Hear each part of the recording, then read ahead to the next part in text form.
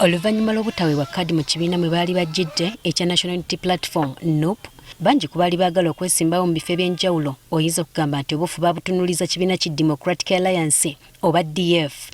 Kino kyeyolekera ku muwendo gw'abantu abavuddeyo kwegatta ku kibiina ki DF ne baweebwa kkaadi okuvuganya ku bifo by'obubaka bwa Paalamenti. Akulira akakiiko k'ebyokulonda mu DF, Henry Lubowa, atubulidde nti abantu bano ababa beegasseeko okuva mu kibiina ki NUP nabo muwendo gwabeewuunyisizza. Yesterday twafunye tiimu y'abamusaayi muto abalina omusaayi ogutujja betu era bagenda kukola omulimu munene nnyo.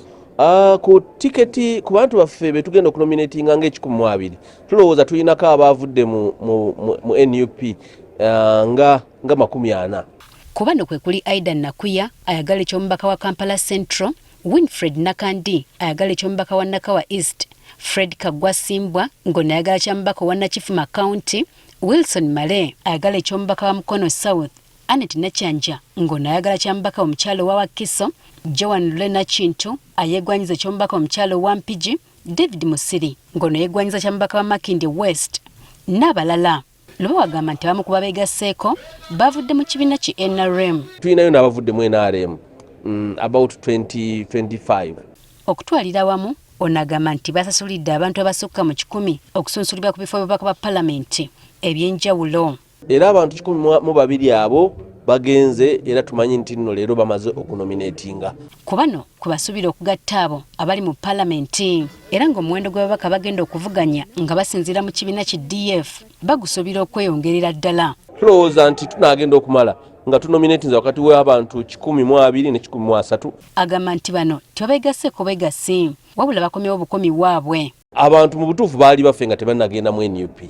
So okuva mu NUP si kuva mu kibiina kyabwe kukomawo waabwe. N'abaali mu NRM baali bakaluubirizibwa era baatunenya nnyo nga muluddewo okukola ekibiina tukomewo eka. Lubowa era ategeezezza ng'abantu bano bwe babawadde ensonga eziwerako ez'abaletedde okwegatta ku kibiina ki DF ng'okusinga y'enkyukakyuka ey'emirembe. Agenda ey'enkyukakyuka ey'emirembe abantu bagikkiririzaamu era bagyagala. N'okuzibwa emimwa mu bibiina gye babadde mu ngeri y'okulemesebwa okwogera n'okwesalirawo nakyo kyabagobye. Tuyina muto waffe Musiri yeesimbye Makindye West. Yatugamba nti bagenda ne basaba naye ku baasaba bonna bonna Makindye West tewali gwe bawa tiketi ne baleeta omuntu okuva awalala ne bamuwa tiketi. Kati enkola eyo tewa justice. Bwe tumubuuza ku ngeri gye bagenda okubakwatamu baleme okudda mu bibiina ebirala nga bwe bavudde mu bye babaddemu, Lubowa atuzzeemu bw'ati. Oli bw'ava etali waabwe n'adda ewaabwe aba tatagadde. Omanyi ebizibu bino bikwewogomya ne mu nnyumba y'omusezi. Naye weewogoma lwakuba enkuba ebadde etonnya n'odda ewa baganda bo. Era okubanyweza bakwongera okubatendeka mu ntambuza y'emirimu n'obuvunaanyizibwa bwabwe ng'abakulembeze bongere okwogiwala. Mu DF ffe tulina tiketi emu ya justice.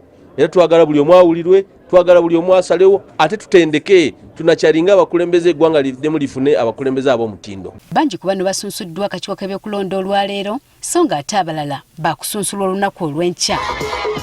Jennifer Kabale, agafeeyo ku Spark TV.